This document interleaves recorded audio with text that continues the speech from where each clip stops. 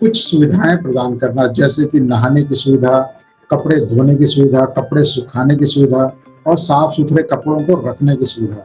इस प्रकार से अगर हम करते हैं तो वो डस्ट के दुष्प्रभाव से अपने आप को बचाने में सक्षम हो सकते हैं। ऐसे श्रमिक जो कि बहुत ज़्यादा डस्ट वाले एरिया में कार्य करते हैं, उन्हें कार्यस्थल छोड़ने से पूर्व नहाना अवश्य चाहिए और गंदे कपड़ों को धो करके सुखा देना चाहिए और साफ सुथरे कपड़े पहन करके ही कार्यस्थल छोड़ना चाहिए और अपने घर की ओर जाना चाहिए। एक और सुविधा देना जरूरी है, वो होता है खाने के लिए साफ सुथरी जगह होना, क्योंकि डस्ट वाले एरिया में जब श्रमिक बैठ करके खाते रहते हैं तो फिर वो डस्ट के कण उनके खाने में चले जाते हैं और खाने के साथ शरीर के अंदर चले जाते हैं। खाने का स्वाद खराब हो सकता है और स्वास्थ्य भी खराब हो जाता है। तो इसलिए साफ सुथरी जगह, ऐसी जगह जहाँ पर कि बाहर के डस्ट का कोई प्रभाव ना हो, ऐसी जगह पर श्रमिकों को बैठ करके खाने की सलाह देनी चाहिए और ऐसी व्यवस्था उनको करके देनी चाहिए। अगला मेथड है सूचनाएं प्रदर्शित करना। सभी प्रमुख स्थानों पर इस प्रकार से बचाव से संबंधित सूचनाएं प्रदर्शित हो और बहुत ही स्पष्टता से प्रदर्शित होनी चाहिए, ताकि दूर से ही लोग समझ सकें कि वहाँ पर क्या संदेश दिया जा रहा है। और इसमें जो भी कार्यस्थल पर स्वास्थ्य संबंधित जोखिम है और उससे किस प्रकार से सावधान रहना है, ये भी अंकित होना चाहिए और उसकी भाषा स्थानीय भाषा में जो हो और जो अधिकांश श्रमिकों द्वारा समझी जाने वाली भाषा हो, उसमें भी इस प्रकार की सूचनाएं आवश्यक है। अब प्रशासनिक नियंत्रण के उपायों में अगला होता है व्यक्तिगत सुरक्षा उपकरण। व्यक्तिगत सुरक्षा उपकरण मतलब क्या है? जैसे कि डस्ट मास्क, एक तो होता है साधारण डस्ट मास्क। आजकल कोरोना से बचने के लिए भी कपड़े के मास्क आने लगे हैं, उसके जो कि ज़्यादा इफेक्टिव नहीं है। उसके बजाय डस्ट मास्क आते हैं, फिल्टर युक्त आते हैं। और लेकिन जब जहाँ पे ज़्यादा डस्ट होता है वहाँ पर हमको हेपा फिल्टर युक्त मास्क लगाना आवश्यक हो जाता है। इसमें हेपा फिल्टर युक्त फुल फेस पीस, इस प्रकार से भी चेहरे को ढकने वाला मास्क भी आता है, जिससे कि चेहरे पर, आंखों में इत्यादि में भी वो डस्ट नहीं पड़ पाते। व्यक्तिगत सुरक्षा उपकरणों में अगला है BA सेट, यानी कि ब्रीथिंग ऑपरेटर्स। और ये भी दो प्रकार से हो सकता है, एक तो हाफ फेस पीस होता है और एक फुल फेस पीस होता है, जिसमें कि फुल फेस पीस मतलब जिसमें कि चेहरा पूरा ढक जाता है, और हाफ फेस पीस मतलब सिर्फ नाक का एरिया और मुंह का एरिया ढक पाता है।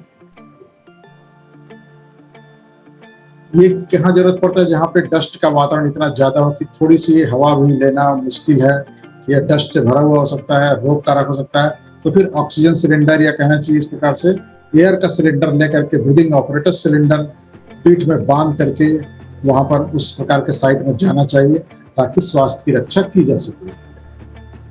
BA सेट का एक और एडवांस्ड वर्जन होता है सप्लाइड एयर टाइप, मतलब जहां पर एयर की सप्लाई कहीं और से होती है, साफ सुथरी हवा की सप्लाई किसी पाइप में दी जा रही है और उस पाइप को व्यक्ति ने फेस पीस के द्वारा पहन रखा है, जैसा कि चित्र में दिखाई दे रहा है, और ये एयर लगातार चलते ही रहेगा, क्योंकि जब हम BA सेट की बात करते हैं तो उसकी कैपेसिटी फिक्स होती है। कभी कभी वो 30 मिनट का हो सकता है, 45 मिनट का हो सकता है, लेकिन जब supplied air type respirator protection का जब हम इस्तेमाल करते हैं तो फिर वहां पर हम घंटों काम कर सकते हैं डस्ट वाले एरिया में और हमारे स्वास्थ्य पर कोई भी दुष्प्रभाव नहीं पड़ेगा। तो इसका भी हमको ध्यान अवश्य रखना चाहिए। एक और व्यक्तिगत सुरक्षा उपकरण है, वो होता है powered air purifying respirator with A HEPA filter, मतलब जहां पर एक छोटी मोटर लगी होती है जो कि हवा को खींच रहा है और हेपा फिल्टर लगा हुआ है जो कि डस्ट को रोक रहा है और साफ सुथरे हवा को श्वास लेने के लिए आगे भेजा जा रहा है। तो इस प्रकार से भी व्यवस्था या उपकरण मार्केट में उपलब्ध है, जिसका इस्तेमाल डस्टी एरिया में काम करने वालों को अवश्य करना चाहिए। प्रशासनिक नियंत्रण का एक और बड़ा उपाय हम कर सकते हैं, वो होता है अवयस्कों के नियोजन पर प्रतिबंध। जो लोग 18 वर्ष से कभी कम उम्र के हैं, उनको इस प्रकार के खतरनाक उद्योगों में या डस्ट वाले उद्योगों में नियोजन नहीं देना चाहिए, और जो 18 से ज्यादा उम्र के हैं उनको ही वहां पर कार्य में नियोजित करना है, और वो भी सारी सावधानियों से युक्त होते हुए।